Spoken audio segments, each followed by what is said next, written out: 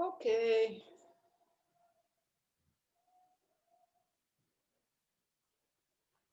So we continue, and so it's good if you can sit like in a comfortable way with a straight back and without any fear that at any time in the reflection, because it will last quite a while, it will last about 40 minutes.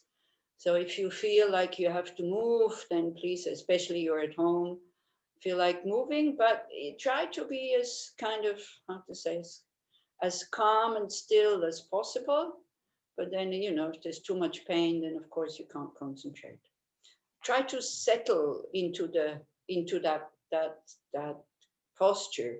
As Adriana was saying, being at ease. Also make sure that the body is at ease and the mind is at ease.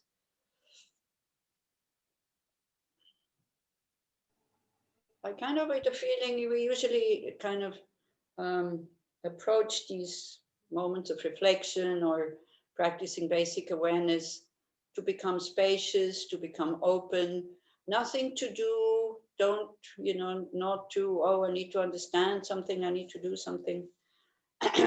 And I used the example on Wednesday, is like when you go to the airport and you check in and then you give your suitcase and your suitcase goes in. I don't know if you know that feeling. I always have a very good feeling, like light, the suitcase is gone, it's not too heavy, I have my boarding pass, the plane is on time, and then I can relax. So a little bit like this, I'm awake, I'm happy, I'm joyful, I look at all the people in the airport, but I'm not getting engaged in anything like this, but I'm aware of them and I'm not worried about anything. And, and also I don't have control anymore. Yeah. Like the suitcase is gone. You can maybe think of another situation when you feel like this, like having arrived. Yeah. Or when you come home in the evening from hard work, maybe, or just work, and everything went well and you sit down and you go like, a little bit like this. Yeah, that you are still awake but relaxed is so important, this being relaxed. You can check your body posture by, for example, thinking that you're breathing with your whole body. That really opens up, and especially paying attention to your face. It's usually there that we hold these little tensions: the mouth, the cheeks, the jaws. Then if you go to your eyes, even they're closed, try to drop them, not pulling them upwards.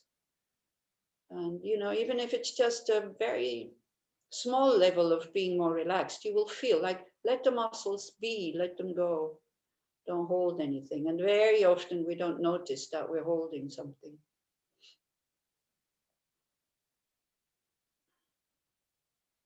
Try to be at ease, but awake. Like everything is okay. We are being introduced to these wonderful practices and techniques. We have interest. It will take a long time until we're able to do them, so we don't have to worry that we're not able to do them right now. Nobody's expecting you to be perfect, so please don't expect it from yourself to be perfect either. Let go of that thing that I have to be perfect.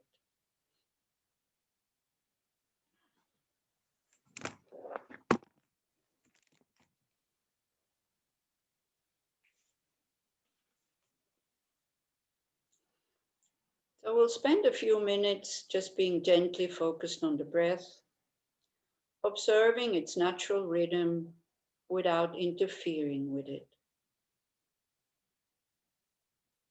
Just noticing the sensation, either at your nostrils where you feel the breath coming in, going out, you feel a bit less. Maybe you can see the difference also. But don't become too focused, don't become too tense, or the rising and falling of your abdomen.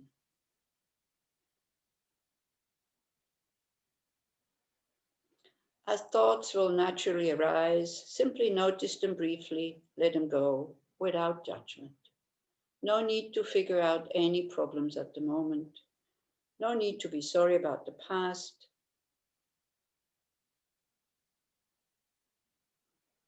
And actually, it's this kind of thing. Choose not to engage with your thoughts.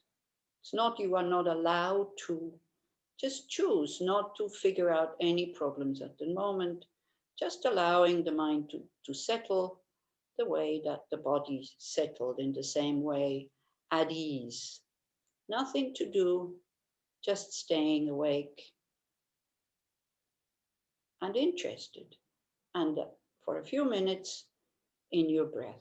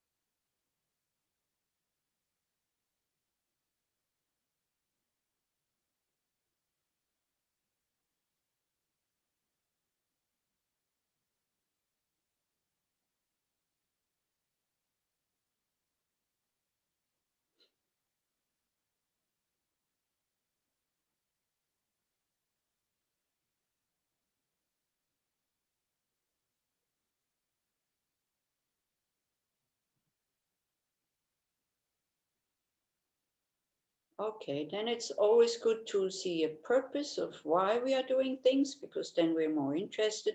It's not being goal oriented, it's just knowing what we want, maybe knowing it will last a long time, but knowing in which direction we want to go. So this you choose yourself. Why am I doing this?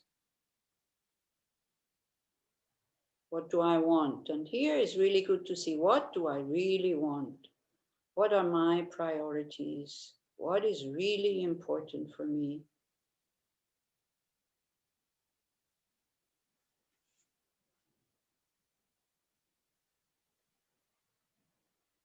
And then very usually we see we have this long, deep sitting wish, wanting to be happy, not to suffer.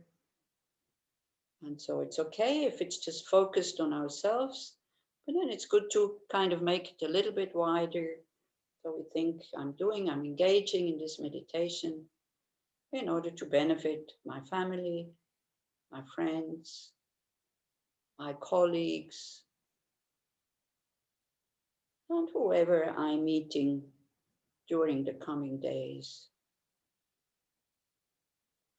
But that's a very soft, gentle, open mind with this thought. I'm doing this so that it could benefit the people that I will meet. So when we have these thoughts, it's really good to come from the head to the heart so that you feel, how does a thought like this, may I be of benefit to whomever meets me? How do you experience such a thought? Because the thoughts are not actually in the head. You feel them in your body.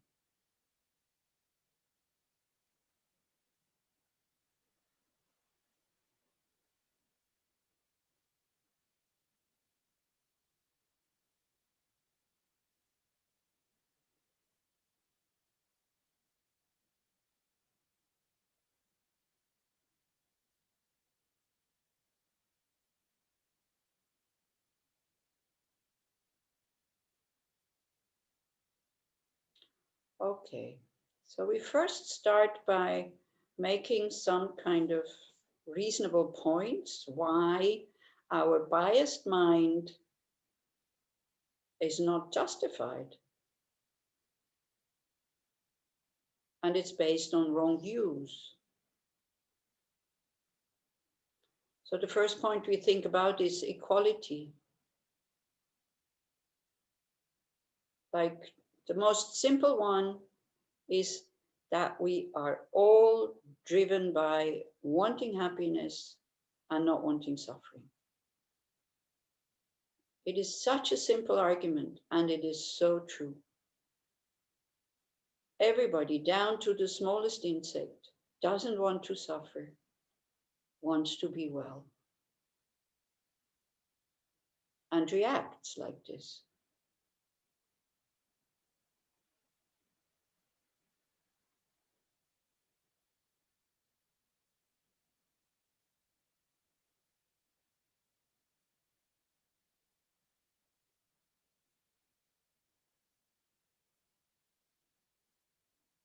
Then another thing in which we are equal, we all have innate self-grasping ignorance, especially the humans, but even animals have this. The intelligent have it, the not so instructed have it. All samsaric beings have an instinctive grasping at a real self that separates itself from others. And for all these beings, it's the root of all suffering, me included.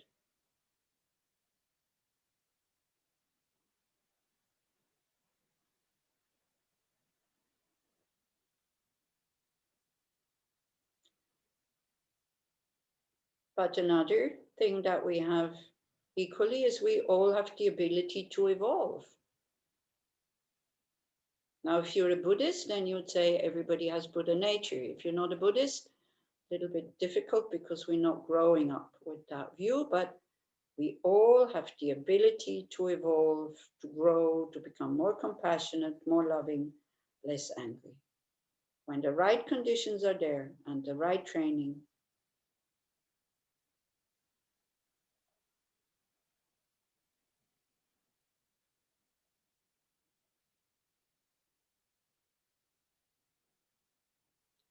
and all the beings have a mind which has as ingredients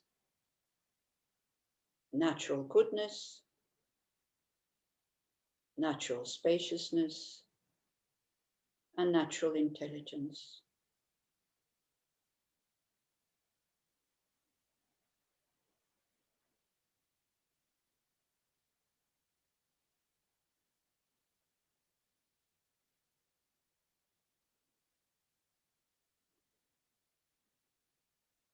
Another approach is remembering impermanence. Relationships can change and the people involved in them. So maybe just briefly remember somebody you disliked, it turns into liking the person. Somebody you liked, it turned into kind of rejecting the person. Somebody you were not interested in, it turned into being interested in. Changing all the time. And if we draw black lines around these relationships, that's when we get hurt. And we become very stiff and very limited.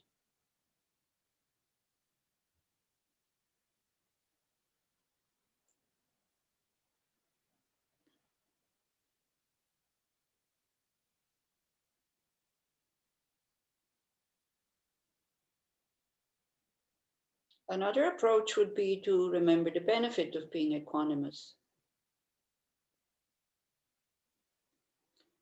If any of you practice Losang or thought transformation, we can see actually the most valuable person in our practice, not in our daily life, but in our practice, is the one that doesn't like me, the one that even harms me, because he helps me practicing one of the 6 perfections. Without enemies, no way, or adversities, no way I can practice patience. Generosity, I can practice with everybody. Ethical conduct also. Enthusiasm as well. But patience, I can only practice with adversities. I need the enemy.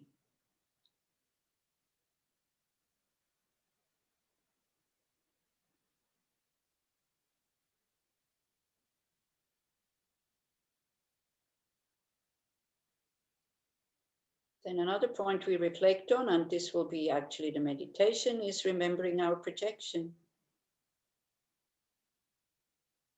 That the conceptions of friend, enemy, and stranger come from ourselves, not from the side of the other. We decide.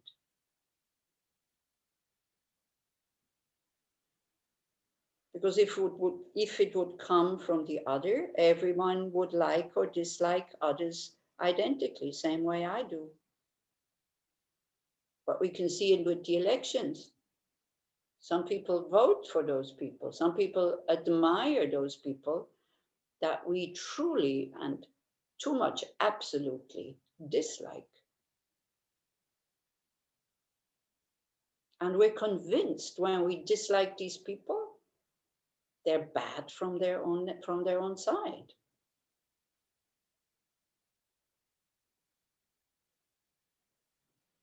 So these conceptions, friend, enemy, and stranger, they do not exist inherently. Otherwise, if they would exist inherently, it could never change.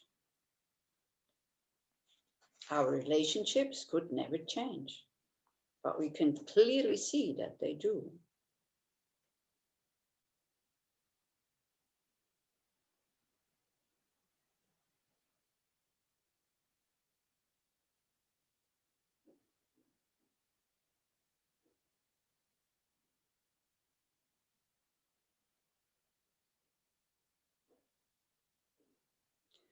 So equanimity is having goodwill, whether the person is close and dear to you.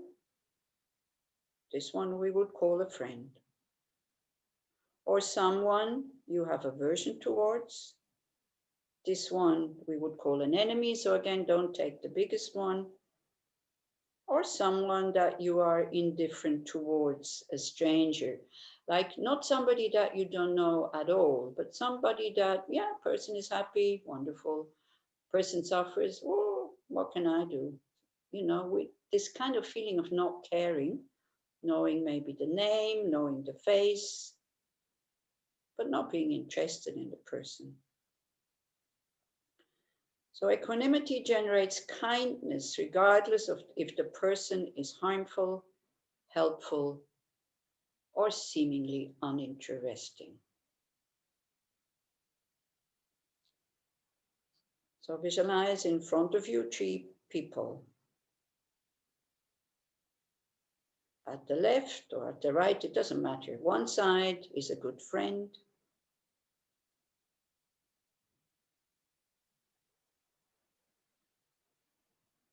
Somebody that you dislike, and somebody that you don't care about.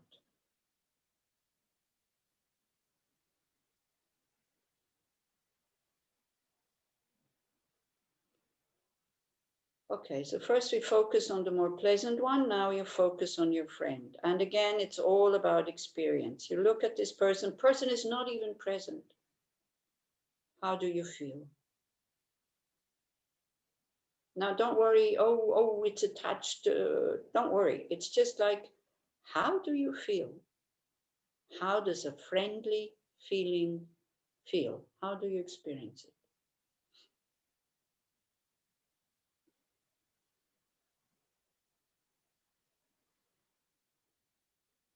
Why do you feel like this? Ask yourself.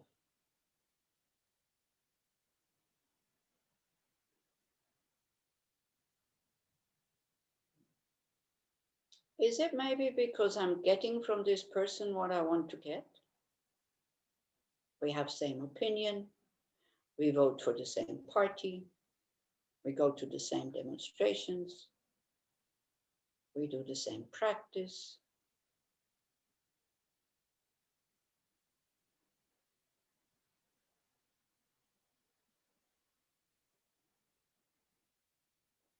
Or the person is actually doing something for you, kind to me, helping me, supporting me, pampering my ego, praising me.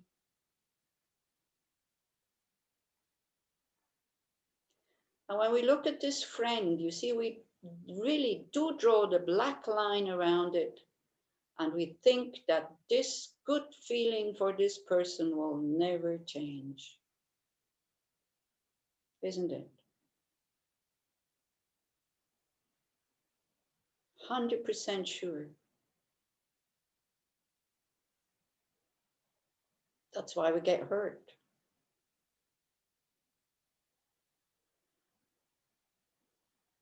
So this is not to spoil your relationships, but just imagine that something could happen and the feeling would change. Usually I take a very classical situation, a friend, you need help. For example, you have children, you are sick, and you call up a friend, could you please come and put my children to bed or look after them because I have zero energy, I'm vomiting all the time. And the person says, but I wanted to go to this restaurant who just opened this evening. No, I don't think I can come. I was looking so much forward to go to this restaurant. How would you feel?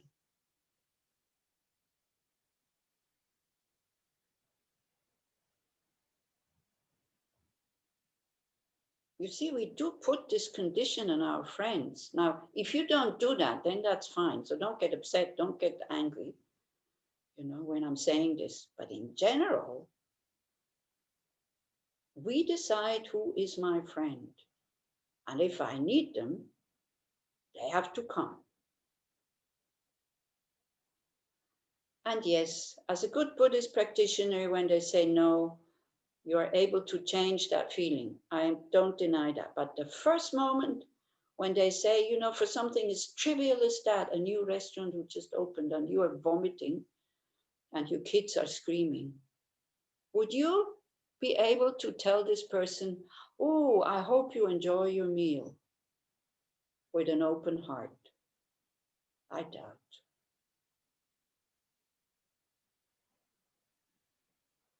I really doubt. You might be able to say it, but would you mean it?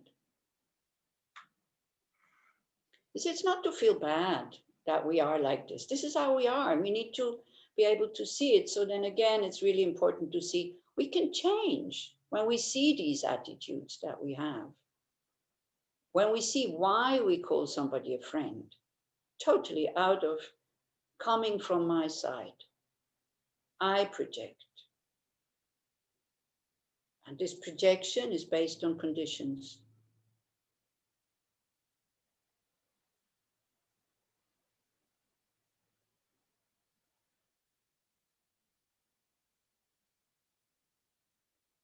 And imagine the person harming you, not just not helping you, but harming you. Can also happen, especially if you're young. Worst one is going off with your partner or competing for your job and getting it.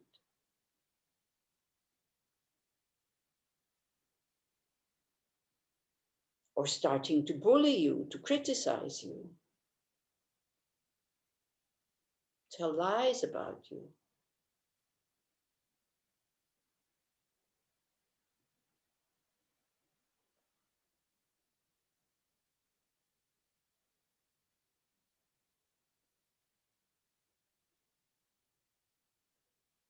Notice if something has changed in the sensation in your heart when you look at the person now.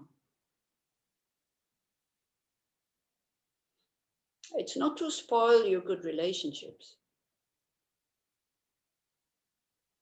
It's just to see that we are too close to that person. And we're not seeing the person the way the person is.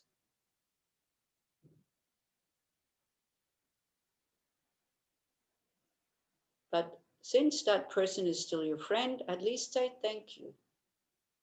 You think about this person and you say, wow, thank you very much for having been my friend until now. I'm really grateful. And if something changes, I will remember that we had a good time together. I will not throw you out of my heart.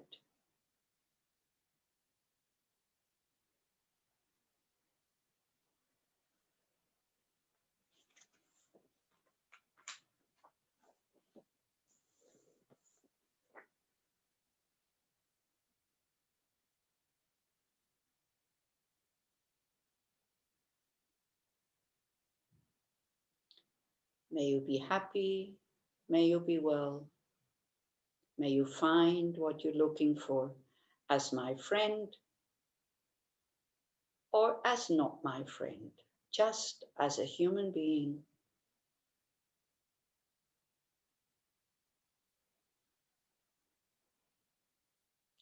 If something changes in our relationship, may I be able to understand it's because of my projections, my expectations. But whatever happens, may you always be well. May you always be happy. May you always find what you're looking for.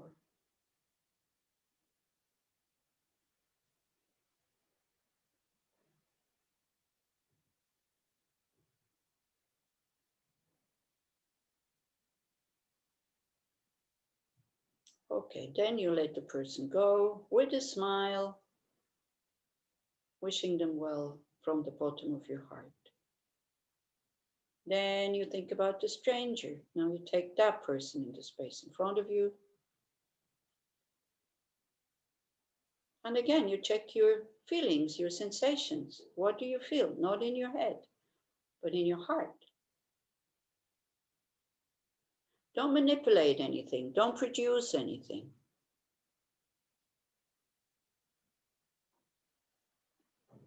It's a peaceful feeling, it's true, I do admit. But it's too remote. That's also not what we want. We don't see this person as a person. We see them as a kind of lump of flesh with 5 things sticking out: the legs, the arms, the head. I mean, most of the people on this planet, this is how we see them. The people we pass in the street, well, maybe not now, but just remember, and times will come again when we can go into the street. The people we see in the restaurants, they're most of the time just a hindrance because they're taking my space. So we're not getting angry. I mean, we do give them the right to be there, but still they're, yeah. Or the person in the supermarket, at the cashier, at the checkout.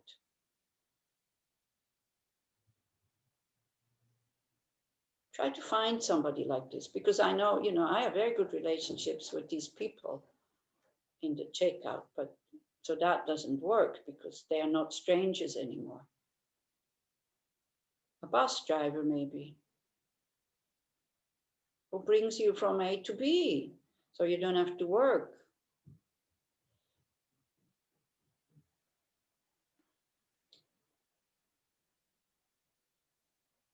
Can you imagine this person becoming your friend?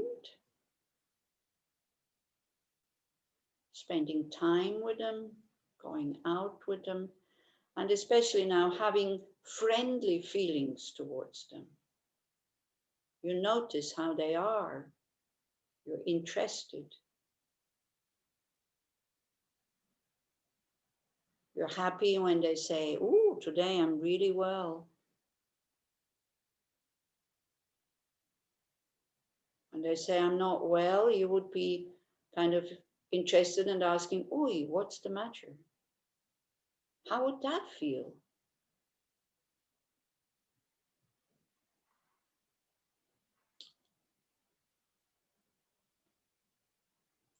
Sometimes when we think like this, that everybody has to become my friend, then fear creeps in that we will be totally overwhelmed being interested in everybody. But you see, we're not attached to them. We let them go.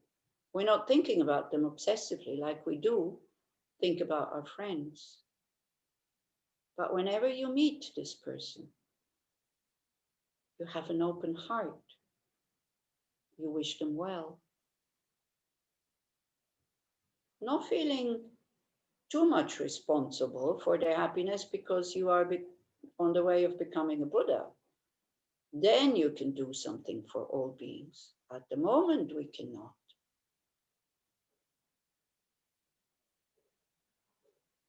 So try to have the same level of interest, compassion. When you look at them and we think, may you be well, may you be happy, may you be protected from physical and mental harm and free from fear and anxiety and stress.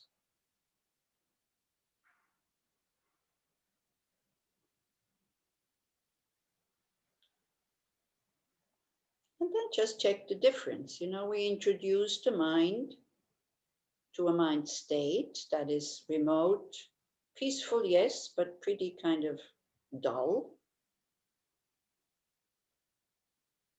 to another mind state to maybe you prefer interest, open heart, love, compassion.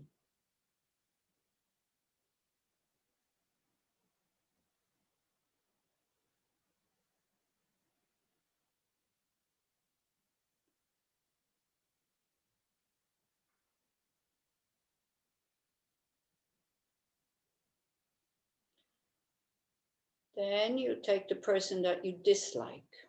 And again, don't be afraid, just check the feelings. Checking your feelings in your heart, like the sensations, but also with wisdom, knowing they're not coming from this other person, these feelings of aversion, they are just a projection. As Tsogni Rinpoche would say, it is real, but it's not true. Try to soften them up like this. These unpleasant feelings, they are real, but they're not based on truth. They are not true. They can be changed. So this is why I said, don't take your biggest enemy, because otherwise it's too big, it's too difficult.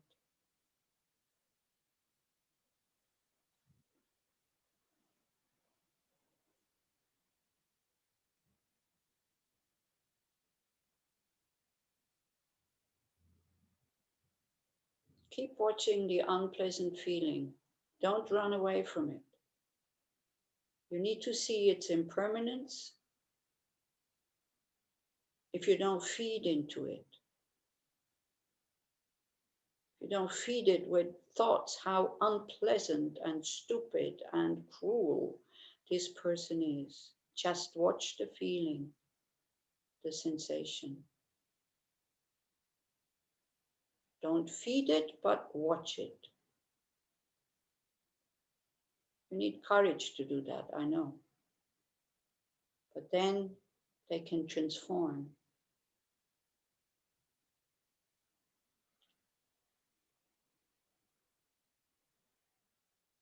Give it space. Make your heart bigger with each out breath. Don't deny it.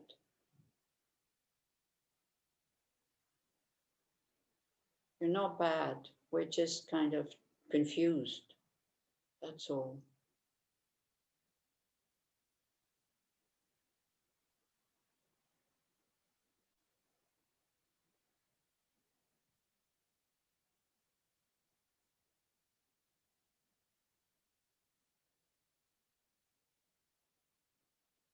And then we use these arguments that we used at the beginning of the meditation.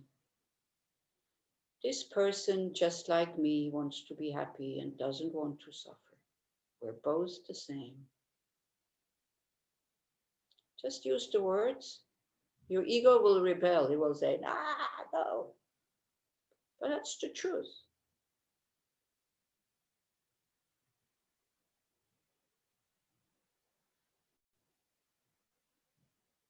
And we're all equal in grasping at the real innate self.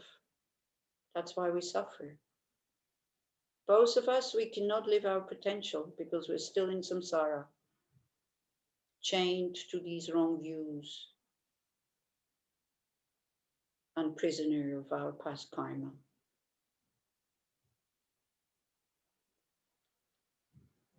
So we generate compassion instead of anger. We try it out, just the words, don't push anything, okay? Just very gently. May you be happy also.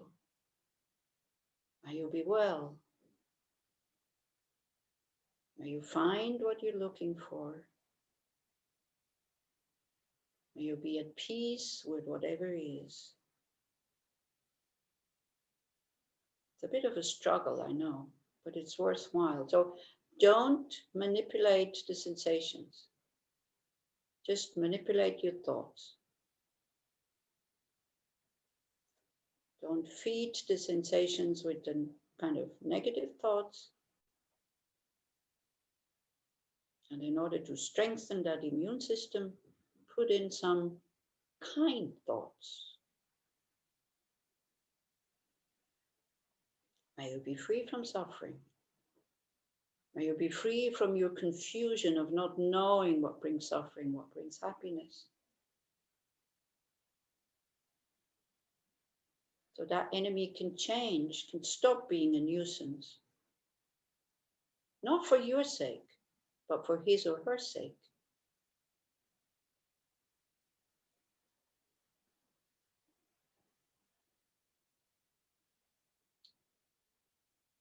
So then if nothing changes in the heart, don't worry, you know. One has to use these words and these arguments again and again and again until finally something breaks, like this kind of hard shell of aversion and the refusal for this shell to break. This is why it's good to start with kind of small, people who just get on your case and on your nerves a little bit. Okay, but we finish. You come back to the friend. Oof, what a relief. Can you see how we make our own lives complicated? These three people are not even there. They have such power over us. So think about your friend again. Check the feelings, the sensations in your heart. Oof, how pleasant. Is that what you will call happiness? Open heart, tender, warm, happy when the person is well.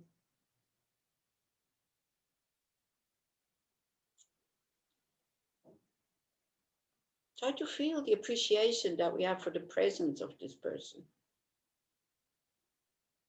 Say thank you. Thank you for being present in my life. You bring me so much joy.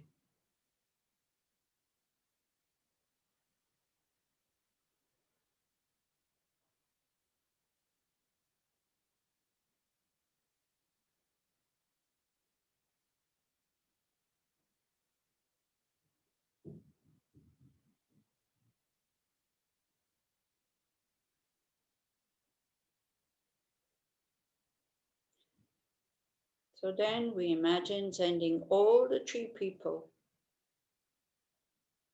loving kindness and compassion in the form of golden light coming from our hearts. With the light, we think to all of them, may you be well, may you be happy.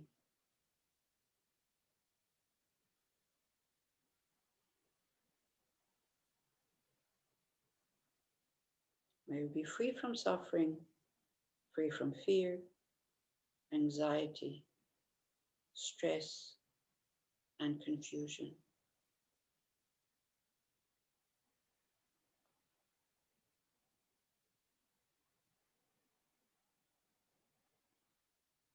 And then we let that light expand as always, so the mind becomes very big and we send it in all the directions.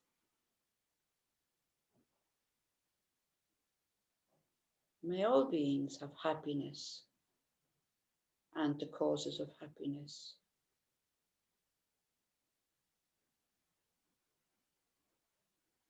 May all beings be free from suffering and the causes of suffering.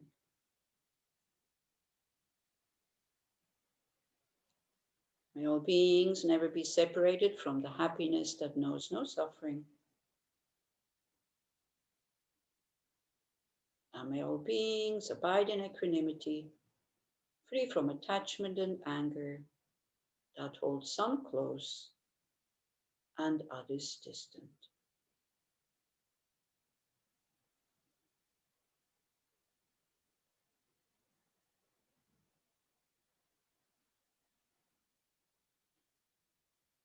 Then all the beings, these three beings in the space in front of us, all other beings in this universe melt into light, and that light absorbs into your heart.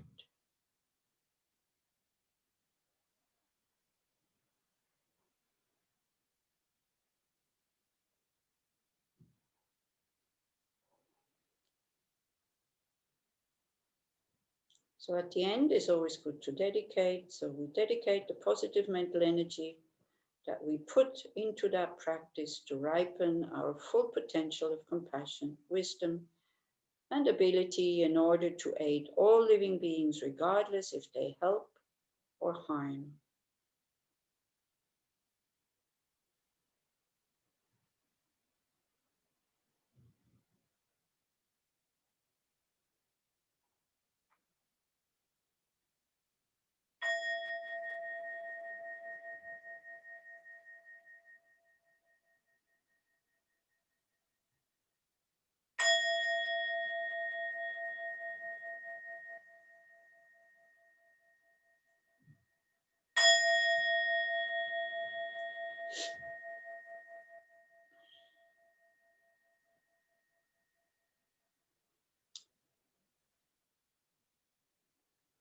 Okay.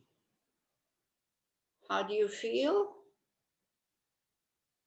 It's a difficult one, that one, because also very often you see we try too hard because we see that this aversion is, yeah, Kitty of course is feeling good because very often we understand that aversion is harming ourselves, but it's so strong and it's so instinctive that when we try so hard to get rid of it, then we get totally exhausted. We're not relaxed enough. It's good to trust that just, repeating and repeating and repeating that we are able to dissolve these negative feelings. Yeah, it's like, it takes time. It really takes time. So it needs repetition, but that's the good thing. So if something happened, if something softened, then wonderful. If nothing did, don't worry. It's okay. We can, it's so simple. Just do it again and again and again and again. Okay, great. Thank you. So it's lunchtime. And we meet again in 2 hours, isn't it? Here it will be 1 o'clock. Your time, it's 2 o'clock. Is that right? Okay. If you have questions or whatever you wanted to say, maybe good. I will come a little bit earlier also so I can look at this. So if you can turn it on like 10 minutes to two, and I can look at the chat and then I can see what came of it. As I'm saying, we will talk about love this afternoon and compassion tomorrow and joy also tomorrow. So some of your questions might actually get answered when we talk about these kind of things. But you're very welcome to write the questions in the chat and then I'll have a look at it. Leora, are you okay with what you had to ask? Otherwise, as I said, write it in the chat when we come back, okay? Because very often these questions get answered by themselves. And then the good thing about this, it's your answer, it's not mine. And it's not even the Buddha's, it's your own answer. So that's very important that we find. The Buddha only gives us questions, answers we have to find ourselves. Good, so enjoy your lunch. Again, think about all the beings who have been involved so that it kind of landed on your plate and wish them well. Again, say thank you before you eat it, wish them well, may you never suffer. Whenever I meet you, may I never harm you. And wow, thank you so much for producing my food. Then it becomes double better. Yeah. Okay. Bye. Bye. Bye. Thank you. You're very welcome. Bye bye. Thank you very much. You're very, very welcome. Bye. Thank you.